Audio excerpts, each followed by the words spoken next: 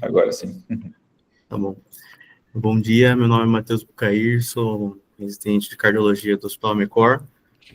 E dando continuidade aqui ao Clube da Revista, de sexta a gente vai falar sobre 2 artigos, um deles é a angioplastia primária versus terapia trombolítica no infarto agudo do miocárdio. Passou, né? Passou, esqueci de introduzir, mas só para vocês lembrarem da nossa evolução até aqui, tipo, a gente tinha uma época onde o tratamento de infarto era só aguardar as complicações. A gente viu a introdução do AS, viu a introdução do trombolítico, viu que a RTPA foi melhor que o trombolítico. E aí o Daniel sabe até dizer melhor a história da angioplastia do que eu, mas os primeiros cateterismos começaram inicialmente aleatoriamente, né? Um paciente que não tinha coronariopatia. E aí eles começaram a aprender que usar contraste, você conseguiria ver as coronárias, né? E isso foi no começo da década de 80. Mas até então eles só faziam em pacientes crônicos, né? Pacientes estáveis. Lá pelos idos do Gusto, eles começaram a ter alguns centros que cateterizavam esses pacientes pós-tenecteplase, como eu falei para vocês, né? E eles viam a patência do vaso antes e pós-trombolítico, né? E só então que eles começaram a pensar, começaram a ter pequenos trabalhos de 40 pessoas, de 50 pessoas, mostrando que talvez na época você fazer angioplastia, e aí vocês têm que entender que na época vocês estavam em 88, 89, muitos nem tinham nascido, mas o stent também não tinha nascido. Na época a angioplastia era com balão e não era balão farmacológico, tá?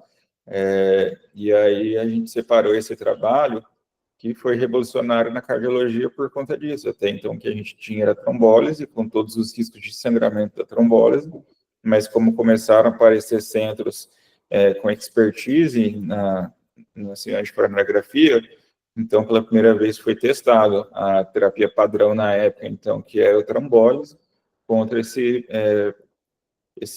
trabalho, esse protocolo novo, que seria a angioplastia.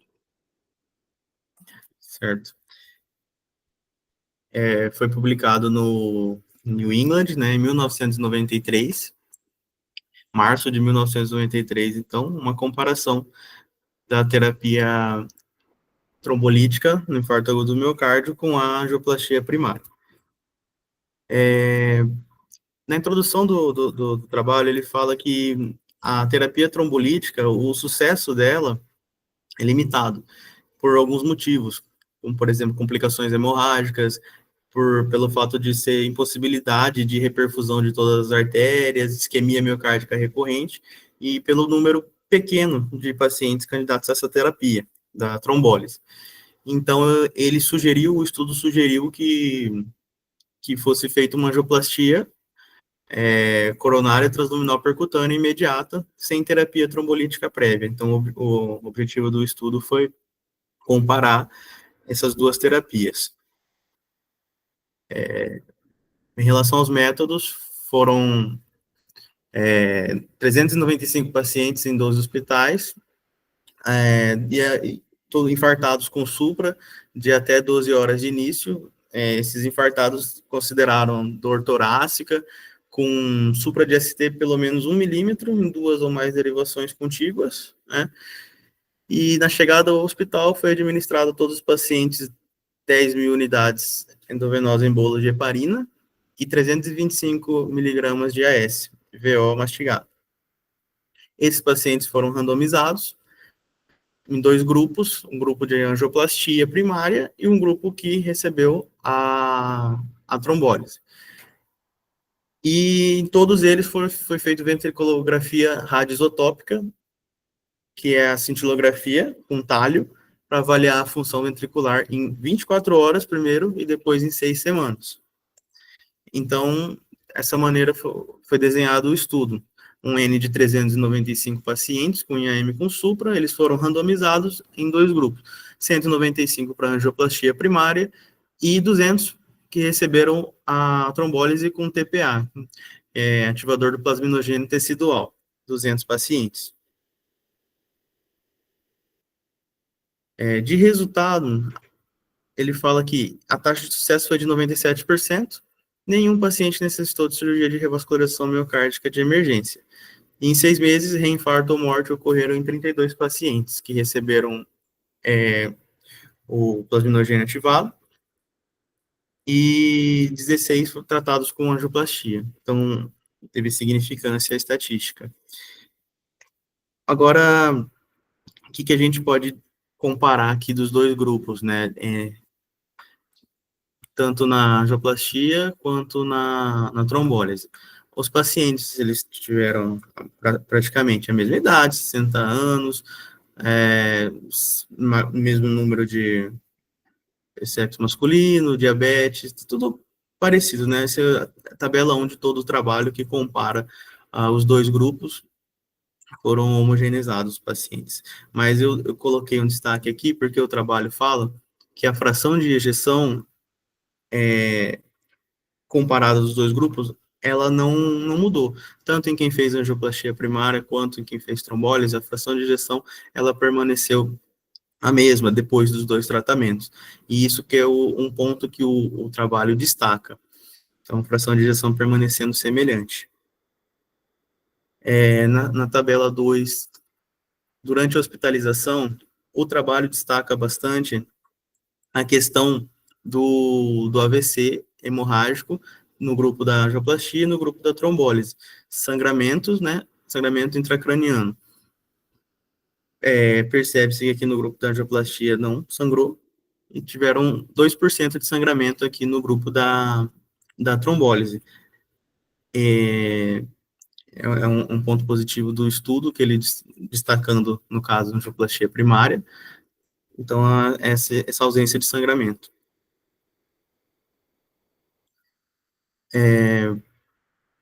Taxa de infarto intra-hospitalar, né, e morte.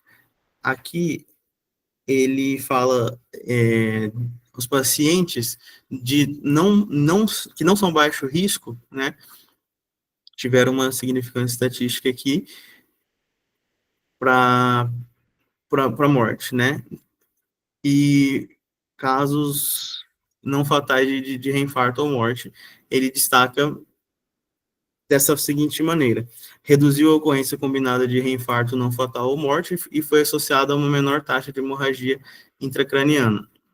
E como eu disse nos 2 slides anteriores, resultou em função sistólica ventricular esquerda semelhante. A fração de ejeção, ela não mudou.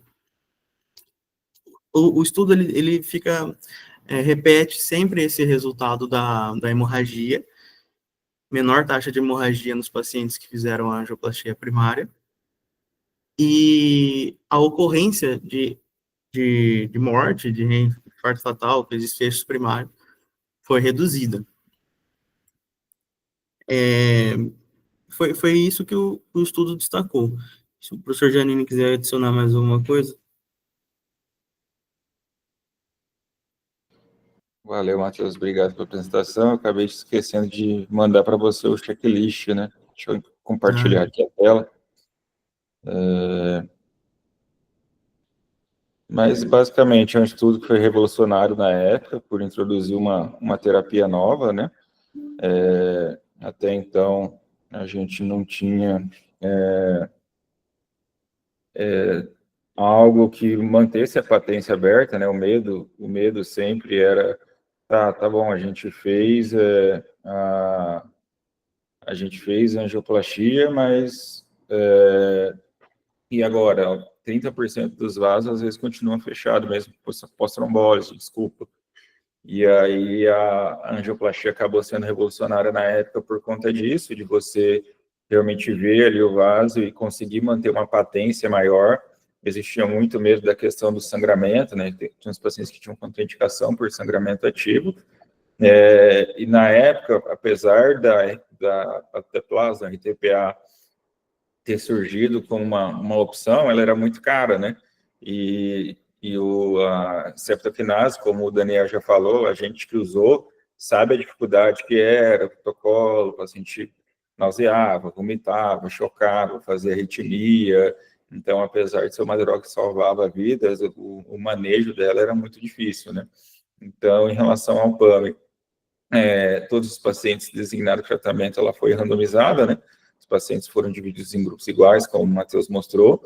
Todos os pacientes admitidos foram contabilizados, né, na conclusão, né, não teve perda de segmento, apesar de ter tido ali 12% de crossover. O que é isso? O paciente que colocado inicialmente para fazer trombolítico acabou sendo submetido à angioplastia, né?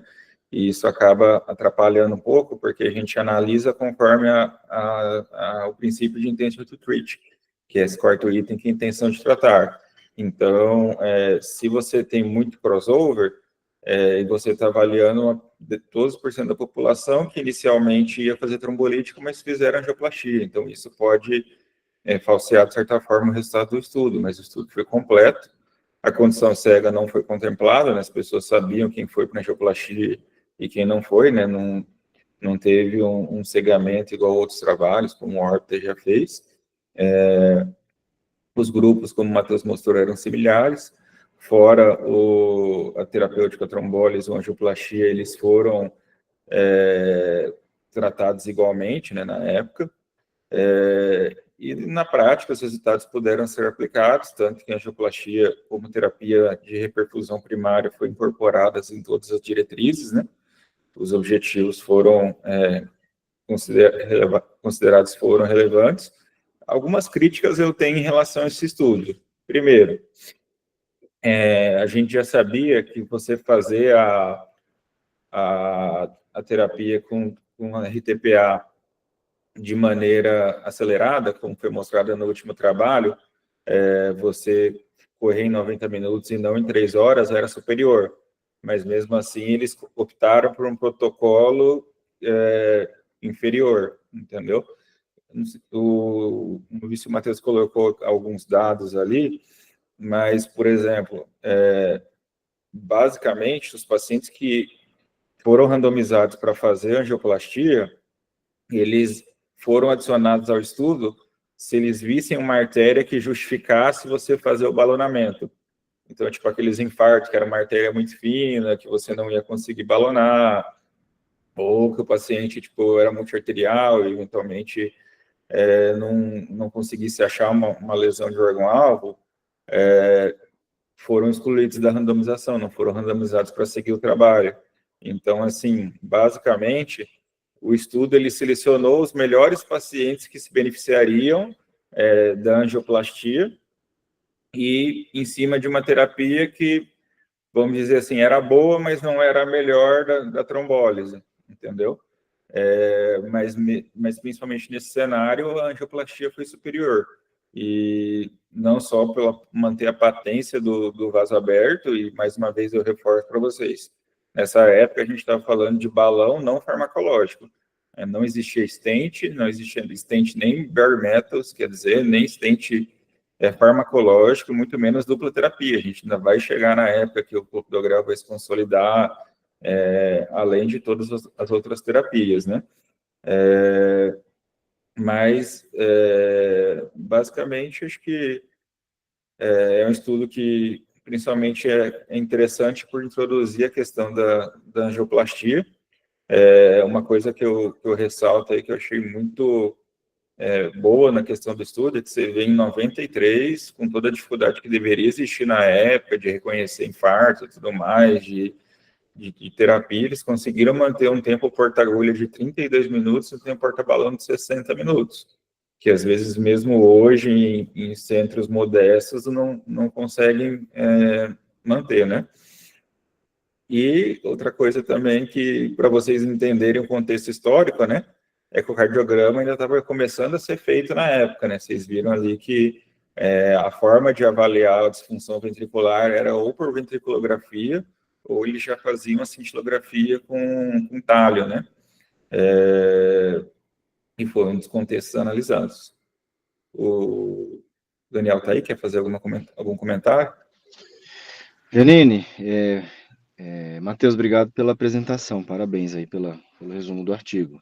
Eu acho que o Janine pontuou muito bem, eu acho que a gente tem que entender a história para poder compreender o presente e saber do que nós estamos fazendo, né?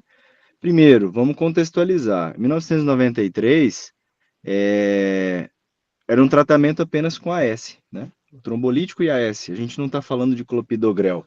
E as duas terapias atuais, tanto o trombolítico quanto a angioplastia primária, que hoje é feita com stent e preferencialmente com stent farmacológico, não eram aplicadas.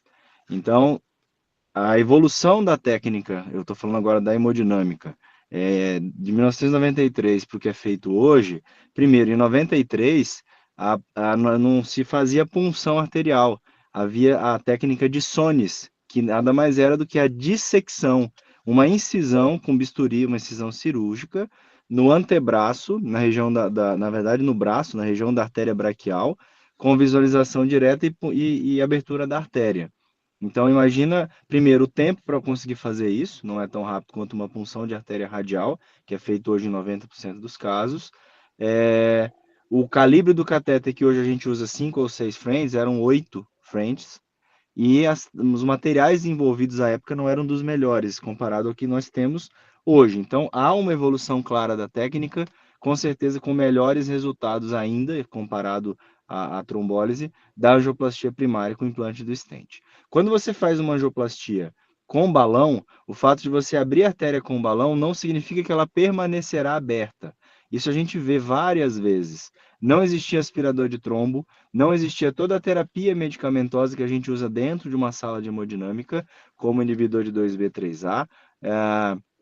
Então, tudo isso faz com que nós tenhamos evoluído de lá para cá. Isso tem que ser lembrado. E do lado da trombólise, hoje nós temos, a mais usada hoje é a alteplase, não é a streptokinase que saiu de fabricação, e a gente tem o clopidogrel e tem a enoxaparina. Então, com certeza, se nós fizermos hoje um trabalho, coisa que é antiético e não será feito, mas se a gente imaginar hoje, a trombólise sim tem melhores resultados que devem ser lembrados, e a angioplastia também. E um último comentário rápido, Janine, é que assim, vocês estão vendo que nós estamos em 2025 e nós sempre relembramos todo dia as 12 horas de um trabalho publicado em 1993. Qual que era a avaliação clínica que a gente fazia em 1993, né? Então, assim, não é raro vocês ouvirem de um colega hemodinamicista que já tem 13 horas do infarto com supra e não tem mais indicação de deitar o paciente. Então, nós estamos falando de 30 anos atrás. Então, assim, isso é só uma crítica que eu estou fazendo à minha profissão, tá? Eu não considero só as 12 horas como um limite. Ah, o supra tem mais de 12 horas, é um supra evoluído, não coloca na mesa para abrir o vaso, tem menos de 12 horas, eu coloco. Às vezes o paciente com mais de 12 horas, ele permanece isquêmico, ele está com insuficiência cardíaca aguda, ou tem supra ainda no eletro, e ele já tem 15 horas e eu coloco na mesa e eu abro o vaso, né? Porque a gente tem que saber de onde vem essas 12 horas. Nós estamos falando de uma época que o eco não era feito, como o Janine mencionou, que não existia clopidogrel, né? E a gente vê essa evolução nas outras áreas. A angioplastia primária com balão equivale à trombectomia para o AVC, que agora, 20 anos depois, começa a ser desvendada. E antes eram 4 horas e meia, agora estamos falando em mais de 24 horas para o AVC isquêmico. Então, a importância dessas revisões de artigos antigos é saber de onde vem. Da onde vem o número cabalístico, 12 horas, é uma coisa do além, né? Alguém testou essas 12 horas e estipulou isso. Então, é importante para os mais novos entenderem isso, para a hora que estiver de frente de um infarto com supra, tentar entender do que se trata, e não cravar 12 horas, passou de 12 não existe, tá?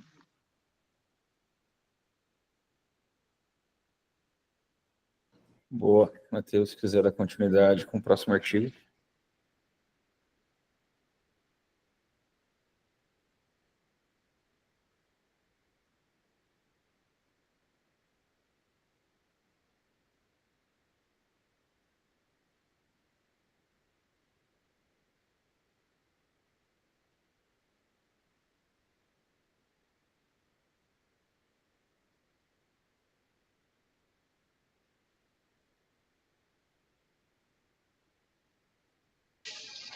Matheus, tá desligado Alô? Tá aparecendo? Tá ouvindo? o seu áudio, cara. Ed Fischer. Tá ouvindo? Pera. Beleza. Beleza, o próximo artigo, então, suporte precoce com balão intra-aórtico para choque cardiogênico relacionado à insuficiência cardíaca. Foi publicado no JACC, né? Foi um estudo interessante, falando do balão intra-aórtico como terapia precoce, ali quando você tem um choque cardiogênico relacionado à insuficiência cardíaca descompensada.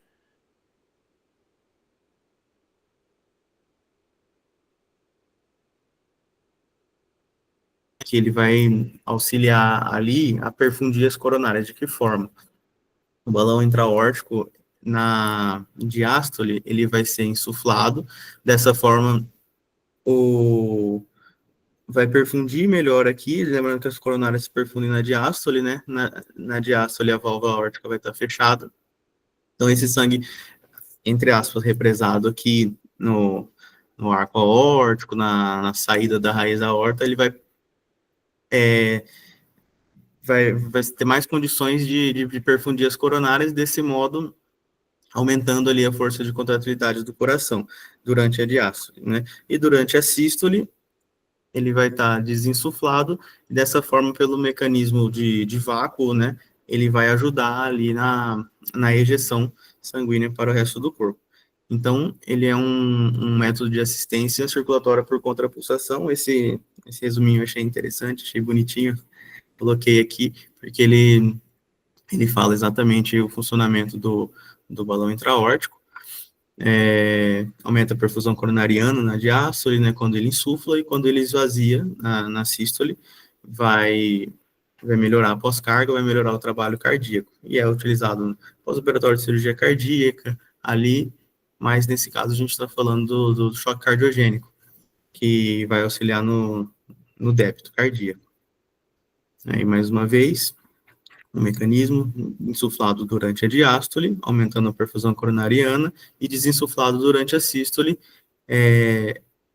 diminuindo o consumo de oxigênio miocárdico, aumentando o débito cardíaco. Bom, o contexto desse estudo, o estudo serviu para analisar o impacto, né, na sobrevivência e o quanto ele é importante como ponte para uma terapia de substituição cardíaca, né? Lembrando que ele é uma ponte para uma terapia definitiva ali de substituição cardíaca nos pacientes com choque cardiogênico. Então, o impacto do balão ainda não estava certo, então eles resolveram fazer um estudo em relação a isso.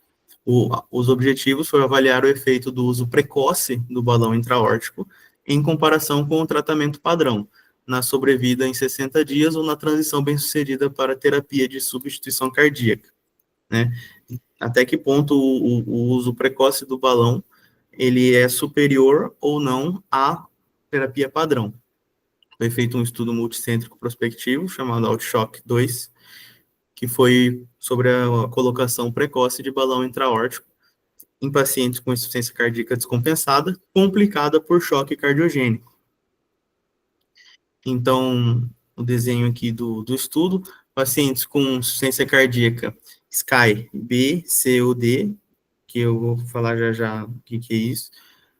101 pacientes foram randomizados e foram divididos em dois grupos. O grupo que recebeu o balão, o grupo B e o grupo controle. O grupo B é o grupo que recebeu o balão intra-aórtico precoce e associado ao tratamento padrão. E o grupo controle somente recebeu o tratamento padrão. Então, esses grupos foram randomizados e foi feita uma comparação entre eles. SCAI é Sociedade Cardiovascular Angiography and Interventions, né? É uma classificação SCAI Shock Stage Classification, A, B, C, D e E. Ele fala aqui sobre a estabilidade hemodinâmica do paciente, né? Por exemplo, o SCAI-A é um paciente que está hemodinamicamente estável, sem sinais e sintomas de choque cardiogênico, mas com risco de desenvolver. Então, ele não desenvolveu, mas ele tem risco, né? E está sem sinais e sintomas. Já o SCAI-B, que é a partir de onde foi incluídos os pacientes no estudo, né? Ele tem evidência de instabilidade hemodinâmica, mas não tem hipoperfusão ainda. Já o C, ele vai ficando um pouco pior, né? Paciente com hiperperfusão, que já requer mecanismo de suporte farmacológico. O SCAI-D, que é até onde foram os pacientes do estudo, né? Choque, já terapia refratária e SCAE já colapso circulatório.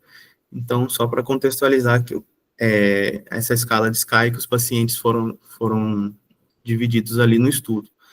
Então, pegando aqui mais uma vez no desenho, 787 pacientes com choque cardiogênico, né?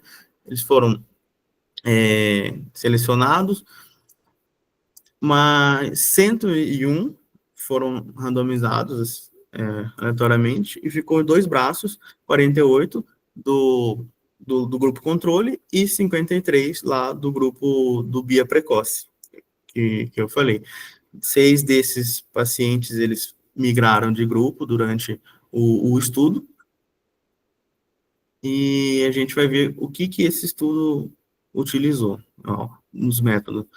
Desfecho primário do estudo, ele quis avaliar a sobrevivência e a transição bem-sucedida ou não para uma terapia de substituição cardíaca definitiva em 60 dias. E os desfechos secundários foram avaliados sobre a vida global, entre eles pontuação inotrópica máxima, pontuação de avaliação sequencial de falência orgânica, entre outros, foram os desfechos secundários. Bom, dos resultados desse estudo, o que é interessante se frisar aqui, o grupo do tratamento padrão e o grupo do tratamento associado ao BIA precoce, balão intra-aórtico de maneira precoce. Análise dos grupos, né? Praticamente aqui também a mesma idade, hipertensos, diabéticos, pacientes com FA e pacientes com SCAI B, C e D, né? Foram, dentre eles, os SCAI C, foi o maior número de pacientes, né? Poucos pacientes do SCAI D, que é o mais grave, né? E alguns pacientes do SCAI B. Sinais de hipoperfusão aqui, quantos que tiveram, quantos que não tiveram. Basicamente, uma comparação de um grupo e de outro grupo. Já nesse aqui, intra-hospitalar, na tabela 2, o que é interessante de se destacar é que, falando de choque cardiogênico, né, é interessante a gente comparar aqui o número de pacientes que utilizaram a dobutamina mais o número de pacientes que utilizaram, por exemplo, o Niprid, que parece ser um pouco contraditório no estudo, né, porque a gente esperava que fosse um número maior de pacientes que estavam usando a dobutamina devido ao choque cardiogênico, né. Mas aqui, depois até o professor Janine pode comentar a respeito, mas o número de pacientes que usaram o Niprid foi bem aumentado, o que eu, por exemplo, fiquei um pouco na dúvida, mas eu esperava um número maior de pacientes que estavam usando dobutamina pelo fato de ser choque cardiogênico, em vez de Niprid. Então, uma análise interessante em relação a isso. Aqui, perceba-se que não houve significância estatística, né? Os dois grupos foram comparados e não houve uma superioridade de um grupo em relação ao outro aqui, o 0,45, o Pzinho, né? Então, foi um estudo que não teve significância estatística. Análise dos subgrupos, né? A linha de nulidade aqui também mostrando em relação a um grupo e outro também. O professor Janine pode falar depois a respeito disso, que também só corroborou o fato de não ter uma significância estatística. Os efeitos, os desfechos primários e os desfechos secundários. Pacientes, fala sobre duração de hospitalização, né? O suporte a pontuação da sepse, né? Fala de score SOFA, então ele faz essa comparação. Sangramentos, complicações vasculares. E o ponto central do estudo fala do seguinte: os 48 pacientes que foram randomizados para receber só o tratamento padrão e os 53 pacientes que foram randomizados para o balão intra-aórtico precoce associado ao tratamento padrão. Teve um crossover de pacientes de um grupo para o balão intra-aórtico, 13%, e a maioria dos pacientes, como apontado lá naquela tabela, foi do estágio C, né, do SCAI-C. Então, 101 pacientes, 48 num grupo, 53 no outro. Bom, as conclusões desse estudo foi que o balão intra-aórtico precoce de rotina associado ao tratamento padrão, em comparação só com o tratamento padrão, não melhorou significativamente a sobrevida ou a transição para uma terapia de substituição cardíaca. Então, eles compararam, eles fizeram esse teste do balão intra-aórtico, que parecia, num primeiro momento, que poderia ser superior, mas não houve relevância significativa no estudo.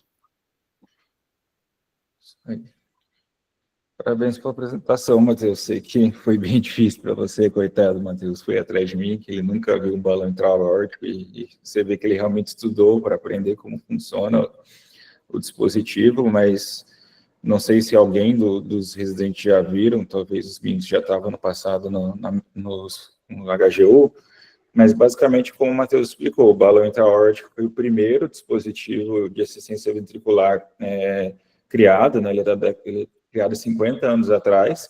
A ideia dele, através dessa contrapulsação, né, na diástole, ele vai fazer uma melhora da perfusão das coronárias, então ele serve também para reduzir isquemia, e imediatamente antes da sístole, ele desinsufla, causando esse vácuo que ajuda o sangue a ser ejetado do ventrículo, diminuindo também a resistência vascular. Então, ele seria interessante também nesse contexto de um paciente com a resistência aumentada, que é o que a gente vê nos quadros de C, né? A gente já teve um trabalho, a gente vai falar mais para frente, que foi o ABP Shock Trial, que avaliou o balão intra-aórtico no contexto do paciente com infarto agudo do miocárdio e choque cardiogênico, que foi um estudo negativo, tá? E a gente teve depois trabalhos, mesmo com terapias superiores, que seria ECMO e mais recentemente o Impella, onde mesmo o ECMO, que tem a capacidade de aumentar o débito cardíaco do paciente em 5 litros, ou seja, ele consegue compensar a volemia do paciente, e mesmo assim foi um trabalho negativo. Vocês têm que entender que o balão intra-aórtico, você vai ter um ganho de débito cardíaco ali de 10%, no máximo 20%, ou seja, em média, meio litro por minuto. E aí fica meio racional na nossa cabeça entender, por exemplo, os 2 últimos pacientes que a gente teve lá no HG, na semana passada, o Leito 2, e no mês passado, o Luiz, que foram pacientes com infarto agudo do miocárdio, e você pensa uma pessoa que tinha um débito normal de 4, 5 litros, ter um infarto anterior e perder metade do débito, cai a fração de ejeção para 20%, 25%. O débito dele de 5 cair para 2, você acha que aumentar meio litro, passar para 2,5, um débito que era 5, num paciente ainda que não está adaptado, ele vai aguentar? Então, assim, nesse contexto racional, a gente percebe que talvez no quadro agudo, realmente, o balão não faça diferença nesse contexto. E aí a gente talvez fale mais para frente do SLS Shock Trial, que foi com ECMO, mas o SLS Shock Trial com ECMO, qual que é a minha percepção dele, adiantando para vocês? Ele não conseguiu achar um sweet spot daquele paciente que vai se beneficiar disso. Quando você pega o estudo do balão no choque com infarto agudo e o estudo com ECMO, eles pegaram um paciente com mais de 30% de Glasgow abaixo de 9, 30% já tinham disfunção de múltiplos órgãos, já estava com lactato acima de 4. Então, assim, eram pacientes tão graves que eles morreriam de qualquer jeito. A terapia já não seria útil nesse cenário. E aí veio o Danger Shock do ano passado, com o Impella, e aí foi o Impella CP, não é o Impella que a gente tem no Brasil. A gente tem Impellas, aí o Daniel pode falar até melhor que eu, que vão aumentar o débito seu de 2,5 até o Impella CP, que aumenta 5 litros. No Brasil, acho que a gente tem o Impella 3, o Impella 4, que aumentaria até 4 litros.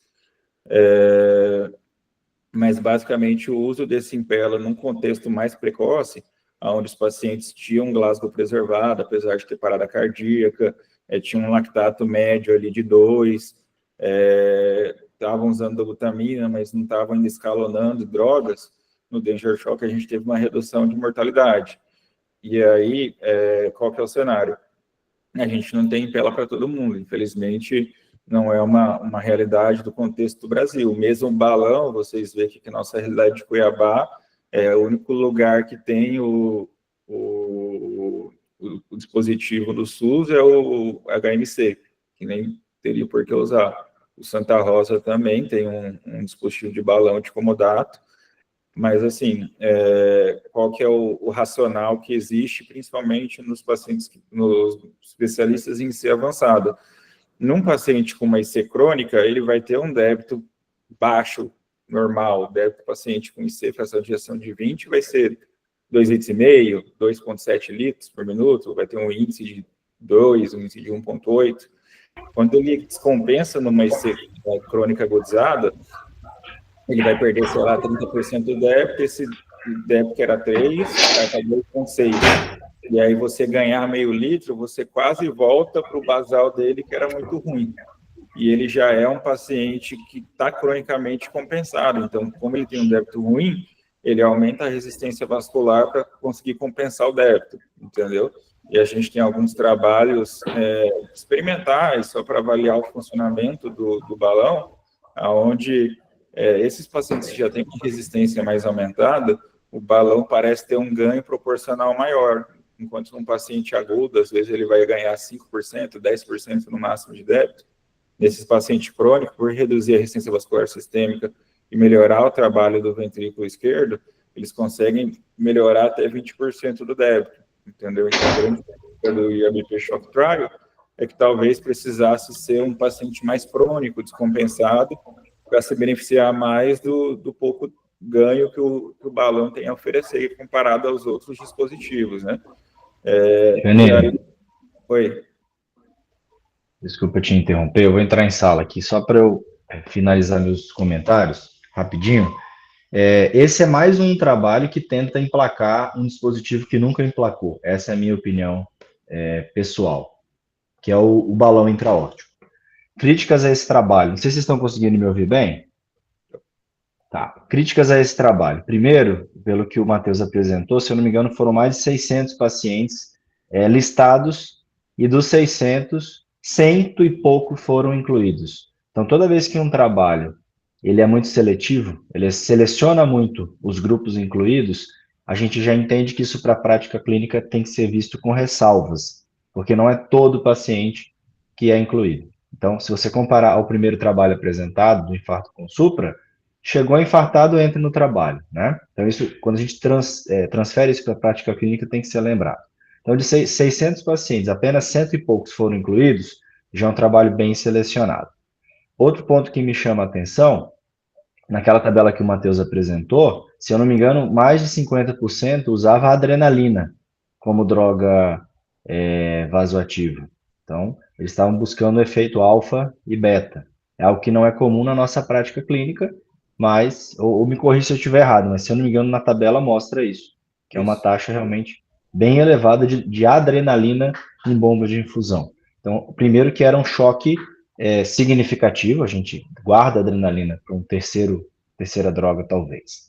E, por último, complicações vasculares, né? Eu sou um crítico ao balão intraórtico.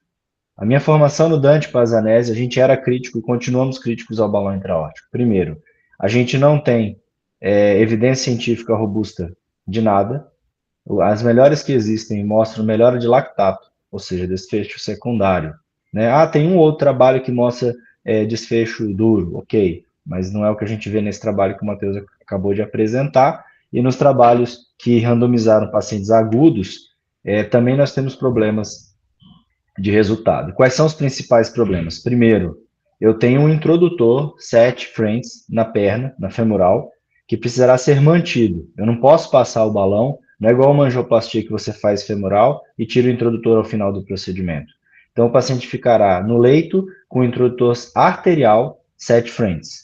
Segundo, o balão é um corpo estranho, abrindo e fechando na aorta. Então, ele tem duas grandes complicações. Primeiro, embolização periférica, renal e membros, e isquemia mesentérica, porque ele fica na aorta descendente após a origem da subclávia. Outro problema, precisa ser anticoagulado pleno. Habitualmente são pacientes que estão anticoagulados pleno para evitar a formação de trombo. E anticoagular pleno, um paciente com essa característica do choque. E eu não lembro de cabeça agora na tabela quantos eram renais crônicos e quantos estavam em diálise. A gente sabe que a anticoagulação plena no paciente dialítico também é um problema, né? E o trabalho mostra que a diferença, se eu não me engano, foram 4 pacientes apenas dos 50 que tiveram complicações vasculares. É um número baixo, né? Mas, assim, que é o questionável. Então, eles selecionaram muito bem os pacientes e as complicações vasculares, que são os maiores problemas, não surgiram. E, ainda assim, o trabalho foi interrompido precocemente, alegando futilidade. Então, eu acho que, de novo, o balão intraórtico ainda não convence. É um dispositivo com diversos problemas.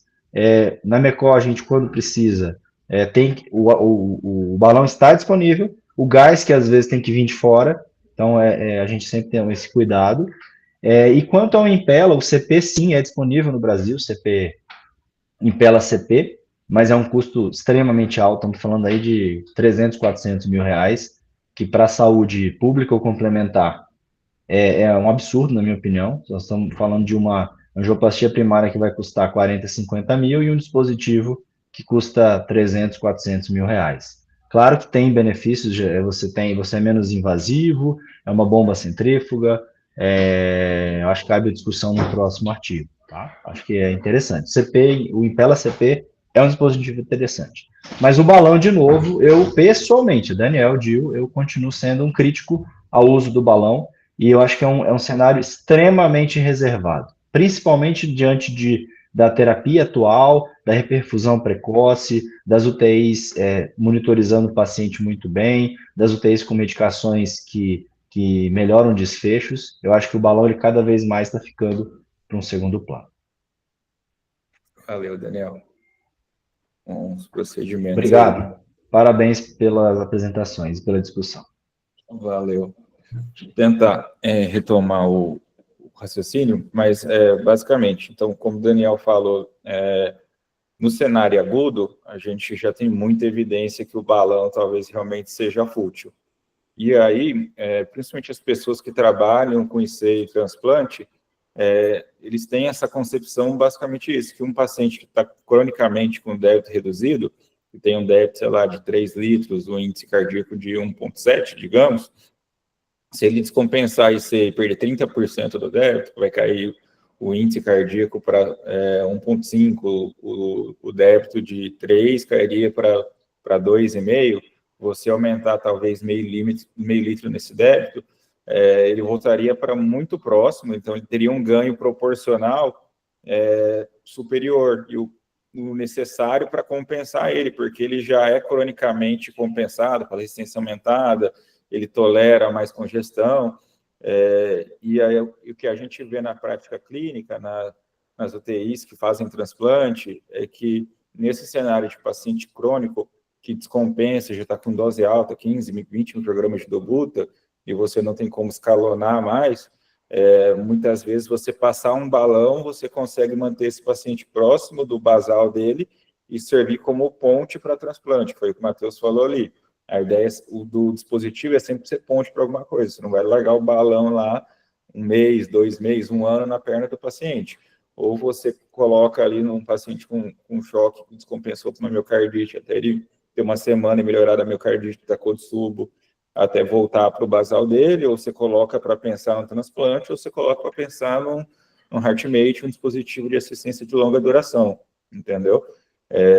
E aí foi o racional desse estudo. Eles pegaram pacientes que não eram infarto agudo, eram pacientes com IC, você vê lá, acho que era 20, a maioria tinha a média de 20 e tantos por cento de fração de ejeção,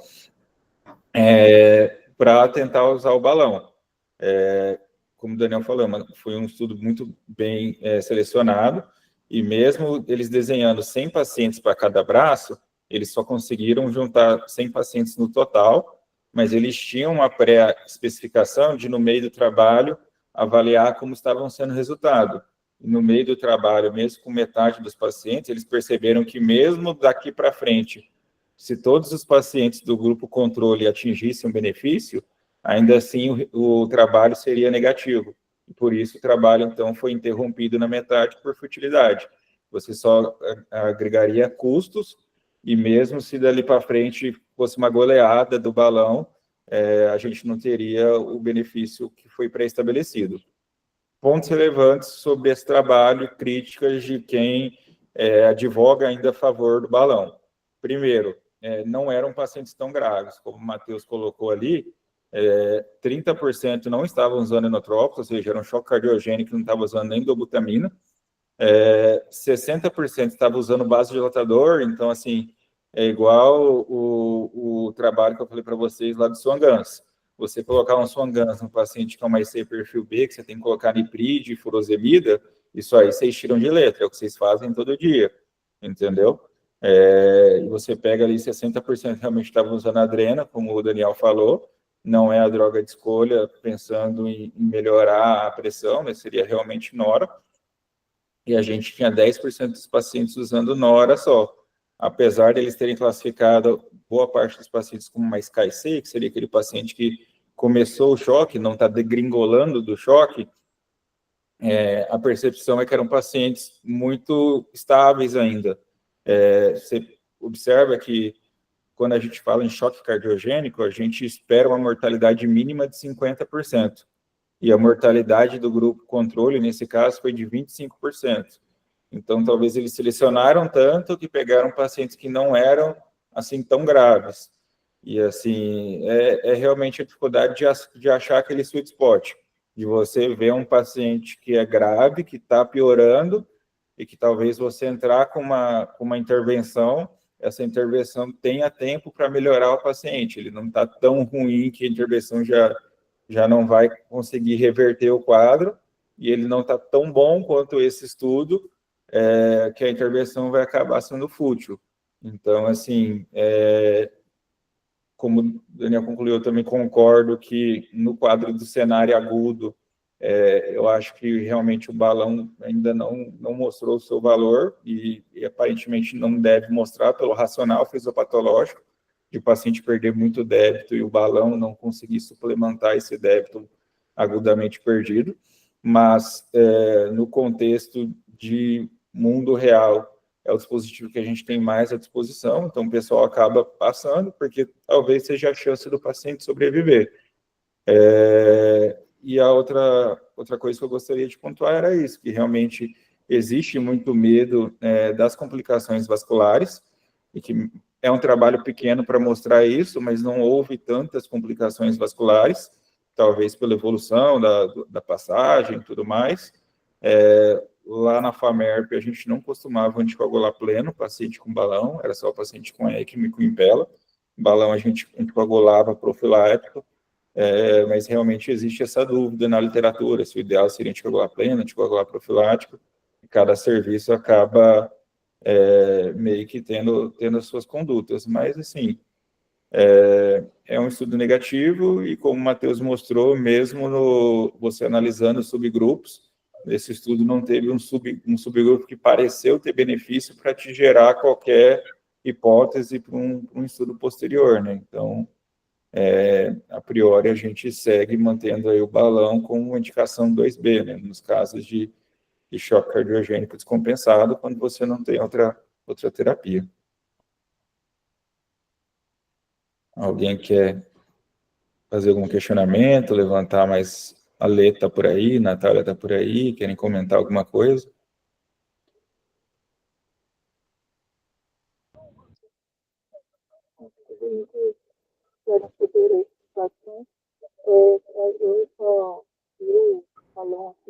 Está um pouco baixo o seu áudio, Nath.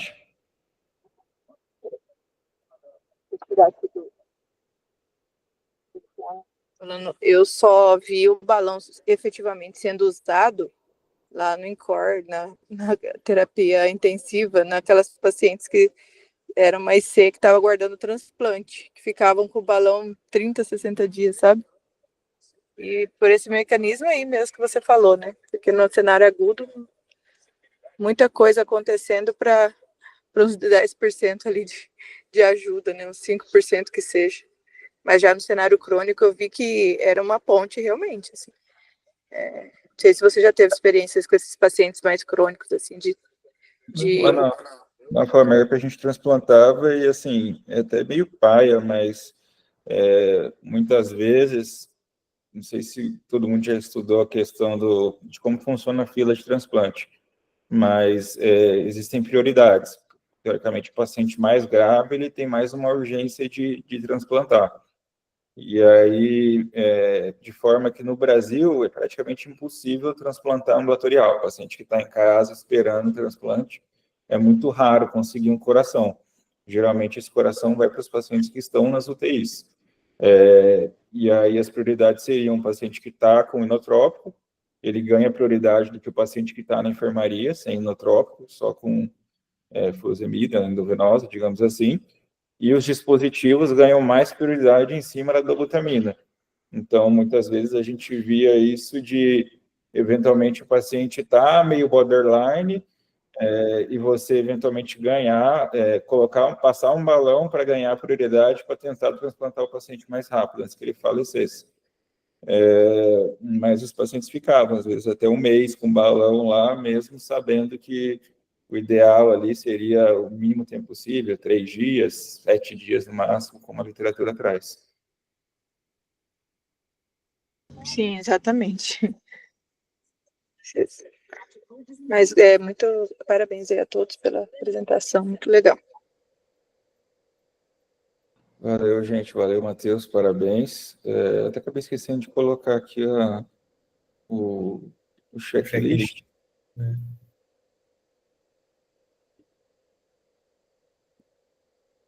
Mas está aí. Então, a designação do estudo foi randomizada, todos os pacientes foram atribuídos à conclusão, o segmento também foi completo, seguiu a análise intensiva do treat, mesmo o Matheus colocando lá, existiu um pouco de crossover, né? A condição cega não foi contemplada, obviamente, quem estava com balão a gente conseguia ver, né? Os grupos comparados eram similares, e a terapia adicional não foi diferente entre os grupos. Os resultados podem ser aplicados aos nossos pacientes, então, assim, é mais um cenário onde a gente vê que o balão talvez não provou o seu benefício, todos os objetivos foram relevantes, foram considerados, e, na verdade, aqui seria um xizinho, né? O benefício do tratamento não supera os riscos. Então, a priori, seria mais um trabalho para mostrar para a gente que, nesse paciente com essas condições de uma IC descompensada, que ainda não está tão grave, né, e que ele também não tem benefício de balão, assim como os pacientes agudos. Fechou, gente? Obrigado pela apresentação, desculpa o atrasar da hora, uma boa sexta e um bom final de semana para vocês. Professor, obrigado. Valeu aí, professor. Obrigado.